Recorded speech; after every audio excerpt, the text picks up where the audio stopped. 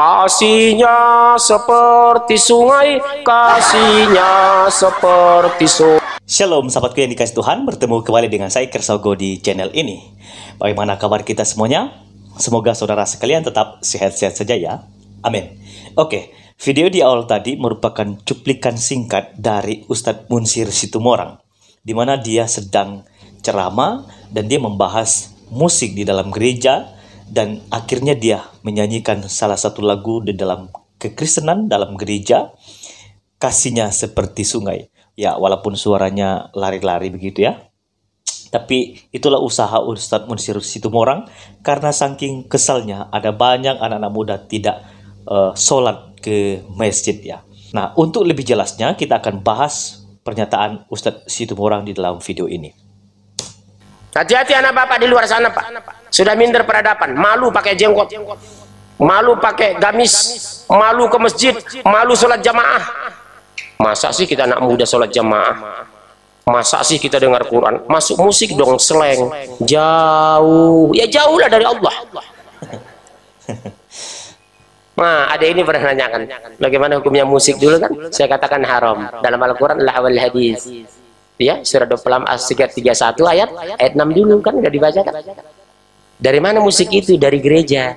Gereja saja pun boleh musik setelah abad keempat. Sampai abad keempat, musik itu haram bagi Kristen.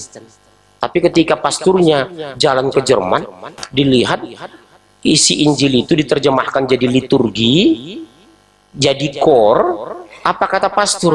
Kalau kita pisahkan mereka dari musik, mereka akan keluar dari Kristen. Sudah, kita jadikan musik bagian ibadah Kristen. Makanya sekarang mereka nyanyi, Pak.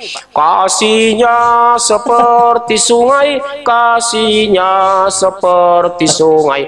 Haleluya, puji Tuhan. Sorga. Umat Islam mengikuti itu sekarang. Al-Quran dinyanyikan, salawat dinyanyikan, istighfar dinyanyikan, kalimat talbiyah dinyanyikan pakai musik. Itu mengikut Nasrani. Ustadz yang di luar sana bilang, ini musik Islami. Kapan musik masuk Islam? Pernah nggak musik Muhammad? Oke, saudara-saudara yang dikasih Tuhan, demikianlah video dari Ustadz Munsir Situmorang. Ya, sedikit saya ulangi ya, dia sebetulnya sedang mengungkapkan bagaimana kekesalan perhatiannya sebetulnya kepada umat-umat Islam. Banyak anak muda tidak mau pakai jenggot, tidak mau lagi sholat, tidak mau lagi baca Al-Quran. Mereka lebih menyukai musik.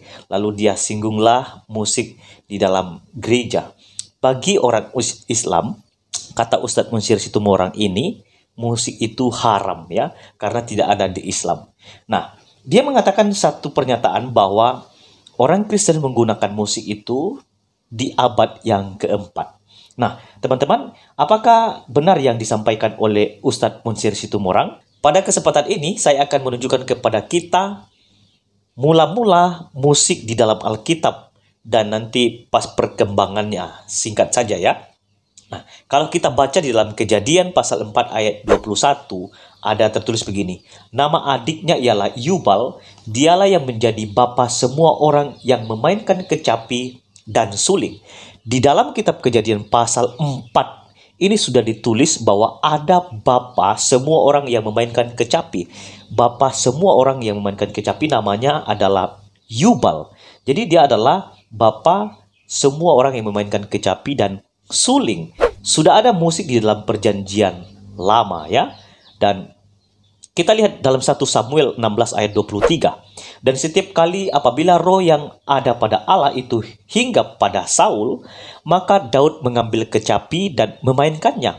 Saul merasa dan nyaman, dan roh yang jahat itu undur daripadanya.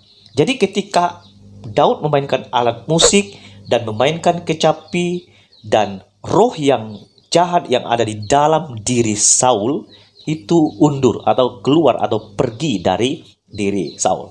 Nah, musik punya kekuatan apabila dipakai untuk memuliakan Tuhan, untuk menyenangkan hati Tuhan. Itulah sebabnya kalau teman-teman baca Alkitab dengan sungguh-sungguh, kita akan menemukan di dalam perjanjian lama, semua orang Israel menggunakan alat musik. Salah satunya adalah ceracap, kecapi, gambus, seruling, rebana, kelentung juga ada, nafiri dan tari-tarian, dan banyak hal lain yang dipakai oleh orang-orang yang ada dalam perjanjian lama, orang Israel, untuk memuliakan nama Tuhan. Kitab Mazmur pasal 150 menjelaskan dengan sangat rinci bahwa pujilah Tuhan dengan permainan kecapi dan seruling. Biarlah hormat kemuliaan hanya bagi Tuhan. Semua di dalam pasal 150 itu dirangkumkan di dalam sebuah pujian yang sangat indah kepada Tuhan. Nah, selanjutnya teman-teman, saya punya buku. Buku ini adalah sejarah musik.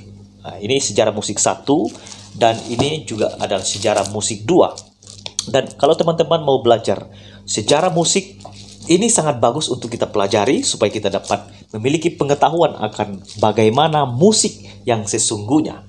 Dan kemudian ada satu buku yang sangat bagus, Karunia Musik.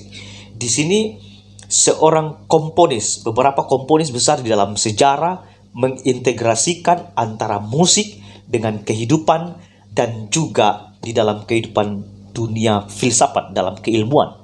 Jadi musik diintegrasikan ya. Ini cukup bagus ya untuk musik ini. Teman-teman yang suka musik, saya suka musik, saya bisa sedikit musik dan saya suka sekali membaca bagaimana sejarah di dalam musik. Nah, apakah abad keempat baru orang Kristen menggunakan musik dan musik itu karena disukai oleh banyak orang maka digunakan di dalam gereja? Tidak. Di dalam Alkitab sudah dituliskan dengan sangat jelas apa yang ada, alat musik yang ada itu dipakai oleh orang Israel untuk memuliakan nama Tuhan. Sehingga dengan alat musik yang ada, mereka dapat bersukacita bersama-sama, menyenangkan dan memuliakan nama Tuhan. Ya. Nah, ada satu kutipan dari seorang pendeta besar di Indonesia, Pendeta Stephen Tong mengatakan begini. Jikalau seorang punya suara yang bagus, jikalau suara orang tersebut sangat baik, tetapi kalau suara itu tidak dipakai untuk memuliakan Tuhan, maka suara tersebut itu tidak punya arti sama sekali.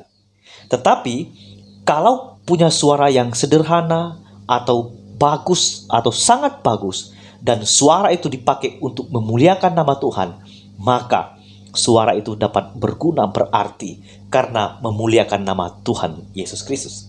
Dan itulah sebabnya talenta apapun yang kau miliki, apapun yang kau punya, pakailah itu untuk memuliakan nama Tuhan. Tuhan mengasihi kita semua. Shalom. Kasihnya seperti sungai, kasihnya seperti sungai. Haleluya, puji Tuhan.